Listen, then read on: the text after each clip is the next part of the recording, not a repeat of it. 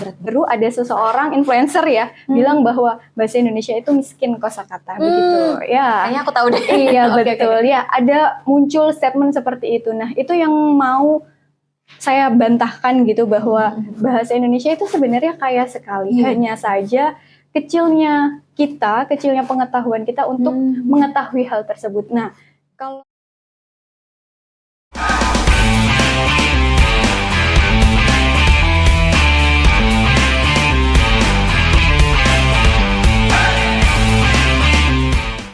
Halo teman-teman Daluang, selamat datang di podcast Daluang. Nah, ini kita balik lagi di suatu episode yang benar-benar spesial. Kemarin kita ketemu sama perupa sama seniman musik, soloist, tapi kali ini kita berbeda nih. Kita akan bahas soal sesuatu yang berbau sastra. Karena di Studio Daluang podcast ini kita akan bahas soal seni, soal film, soal kesusastraan, buku review dan segala macam yang berhubungan sama industri kreatif.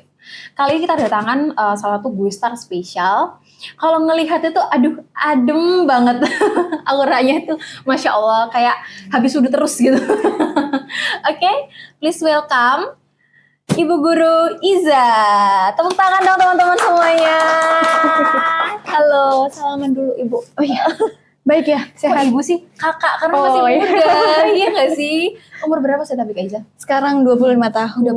Ih, kita kayaknya selisih setahun deh. Gitu ya. 2 tahun kayaknya. Aku 23, baru 23. 23. Mau 24. Selisih setahun ya. Kesalan gitu ya kalinya. Oh my god. Sama Ibu Iza. Kak Iza apa Ibu Iza enaknya ya? Kak Iza. Aku kok ala-ala dilihat sama Ibu Guru jadi canggung sendiri.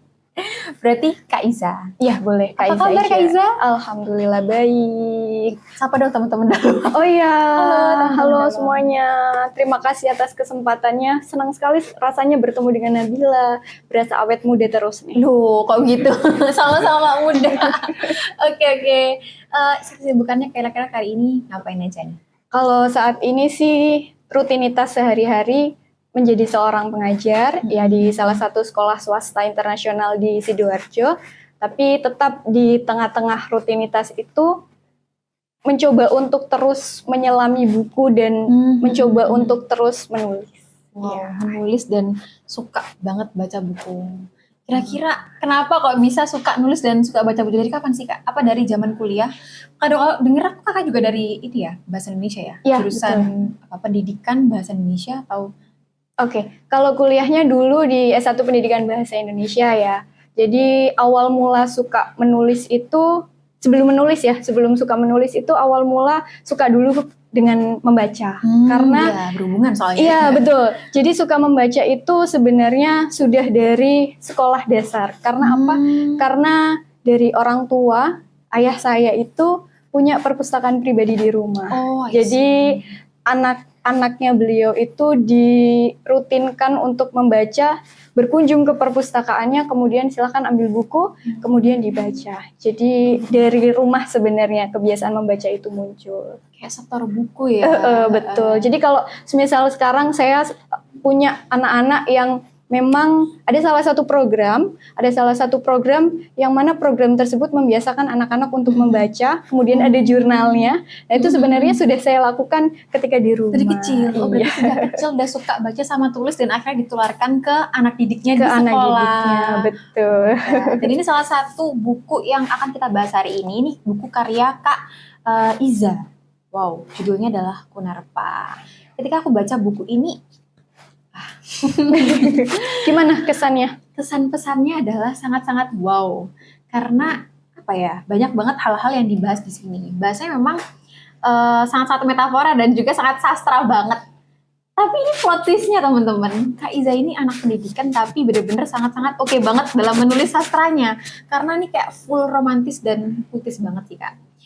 Cuman ketika aku udah sangat, meskipun puitis ya, ketika aku udah sampai di tengah ataupun di tengah-tengah cerita dan mengikuti alur konflik perjalanan alur ceritanya, itu aku menikmati sih.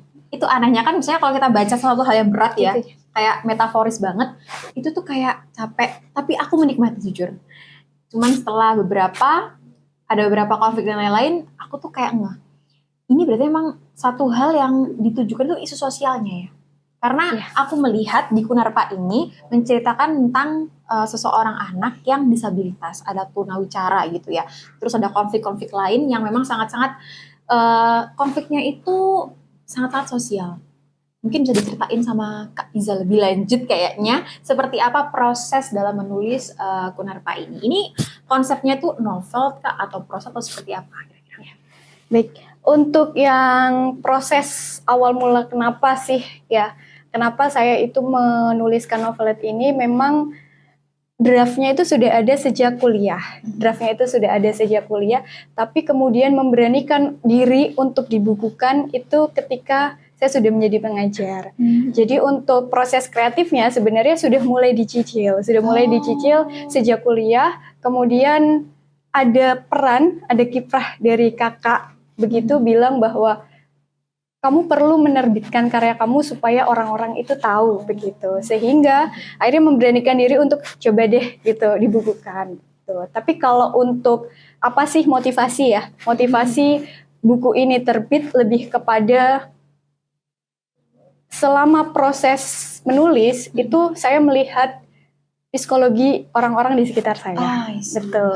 Aku memang melihat ada konflik psikologi di sana ditekankan ya. Betul. Jadi ketika saya melihat, karena kan seorang introvert itu kan lebih banyak mengamati ya daripada dia itu mendominasi lingkungannya begitu. Nah, sebagai seorang introvert sebenarnya ada peran di situ bahwa oh iya, saya melihat bagaimana mentalitas orang-orang yang ada di sekitar. Nah, awal mula akhirnya menuliskan Kunarpa itu lebih kepada melihat berawal dari keresahan saya terhadap ketidakberdayaan seseorang dalam mengungkapkan isi pikirannya. Ya. Aku melihat itu sih karakternya si Nala tokoh utama. Betul. Jadi bagaimana ada loh seseorang di sekitar kita yang ketika dia mau mengungkapkan isi hatinya, mau mengungkapkan isi pikirannya, dia itu tidak berdaya begitu. Ada ketidakmampuan atas hal tersebut.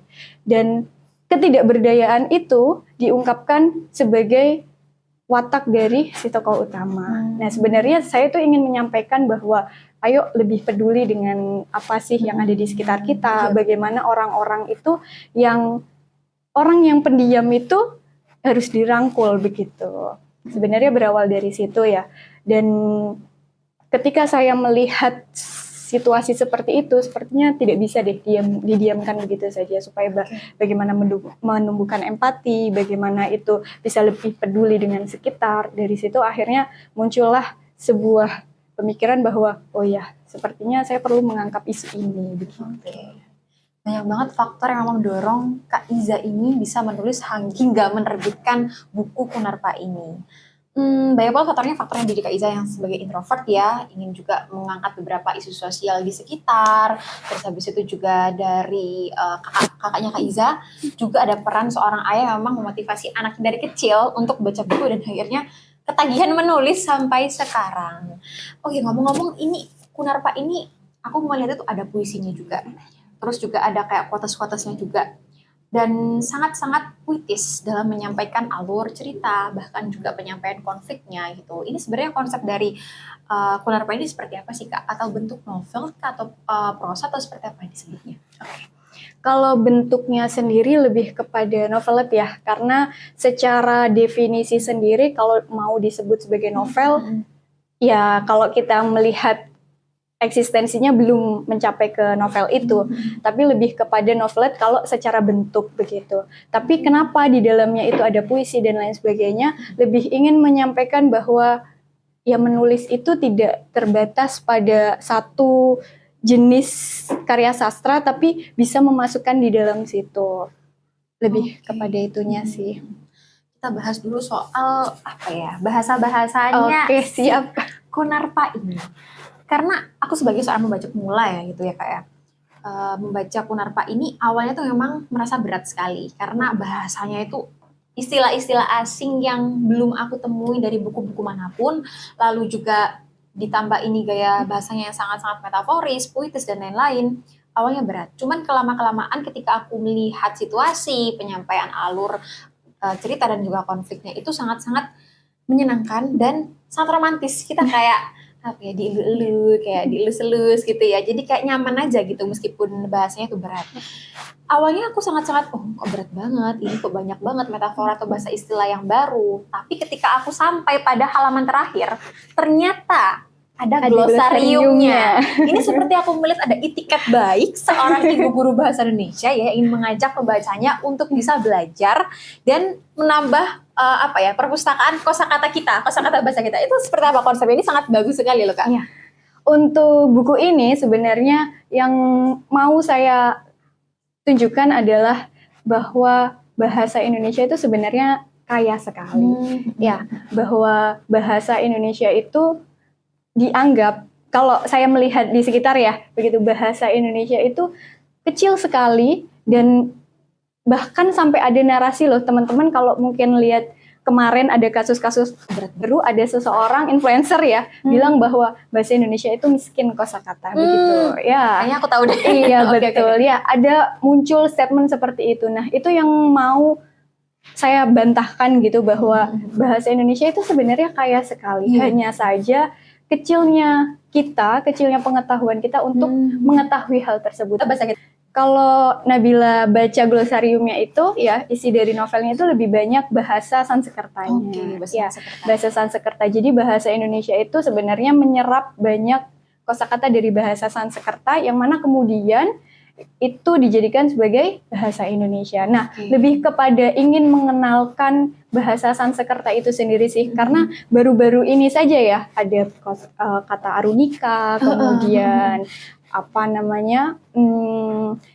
banyaklah kosakata yang itu asalnya dari bahasa Sanskerta, kemudian sudah dimasukkan ke dalam KBBI menjadi bahasa Indonesia. Bahkan kalau saya melihat anak-anak sekarang diberi nama oleh orang tuanya, itu kebanyakan nggak tahu apa arti namanya, padahal namanya itu berasal dari bahasa Sanskerta. Iya. Kemudian kenapa dimasukkan ke dalam glosarium? Ini sekilas informasi ini. Buku ini sudah masuk ke perpustakaan sekolah. Wow. Dan dijadikan sebagai referensi anak-anak ketika mau menulis. Jadi ada satu anak itu, saya sekilas cerita ya. Ada satu anak, dia itu memang mengikuti lomba menulis, kemudian dia bilang ke saya, bahwa Ustadzah, saya setelah baca glosariumnya Ustadzah, saya jadi penasaran dan ingin nih menambah kosakata itu di dalam tulisan saya. Jadi kebermanfaatan itu sih yang patut disyukuri. Alhamdulillah. Berarti memang ada visi misi khusus ya sebagai seorang penulis dan latar belakang seorang pendidik juga mungkin yang ingin masukkan dalam karyanya Kunarpa ini. Di sisi lain juga saya melihat ini menarik sekali, kok banyak banget hal-hal yang emang kita jadi wawasan-wawasan baru ya, karena emang banyak banget orang-orang tuh lebih suka sama bahasa-bahasa serapan. Kalau ya bahasa serapan kayak campuran dengan bahasa Inggris atau bahasa-bahasa lainnya, seperti halo, hai, itu kan bukan bahasa Indonesia asli ya, bukan kata baku aslinya adalah tabik. Jadi kalau misalnya saya tabik gitu, orang apa sih? Padahal kan itu kan asli bahasa Indonesia adalah menyatakan sapaan hai atau halo, tapi orang-orang lebih familiarnya dengan bahasa-bahasa halo hai gitu, lebih keren, trendy mungkin ya. Kalau tabik itu aduh kuno banget gitu. Cuman kita bisa melihat suatu hal yang memang baru dan kayak akan wawasan baru ya di buku Kunarpa ini. Oke, kita akan bahas lebih lanjut nih soal isi dari Kunarpa ini. Saya melihat isu sosial nih Kak, yang memang ingin diangkat oleh Kak Iza di buku Kunarpa ini. Salah satunya adalah isu tentang disabilitas gitu ya. Dari tokoh si Nala ini, yaitu tunawicara. Nah, tapi saya melihat ya, dari awal konflik yang dibangun adalah konflik pertama itu perceraian ibu dan ayah. Sama halnya saya melihat, ternyata seorang disabilitas ini kadang-kadang dia yang pertama kali mematahkan hatinya itu adalah orang terdekatnya, yaitu keluarga, yang mungkin tidak bisa menerima atau mungkin ada perbedaan pendapat, dimana kalau saya lihatnya karakternya ayah dan ibu tuh punya masing-masing pendapat masing-masing ya. Kalau misal ibu tuh pengennya, Nala ini harus jadi dirinya sendiri, tapi kalau ayah itu ini harus jadi anak normal gitu loh, karena dia tidak bisa menyesuaikan diri kalau jadi anak normal gitu. Jadi patah hati pertama Nala itu adalah dari orang tuanya. Lalu ketika orang tuanya sudah tidak bersama dia dipatahkan lagi berkali-kali dengan masyarakat. Dan ketika aku melihat endingnya, ternyata Nala, nanti baca sendiri aja kali ya. Cuman aku melihat di sini keputusasaannya Nala dan juga nggak bisa lagi dilanjutkan.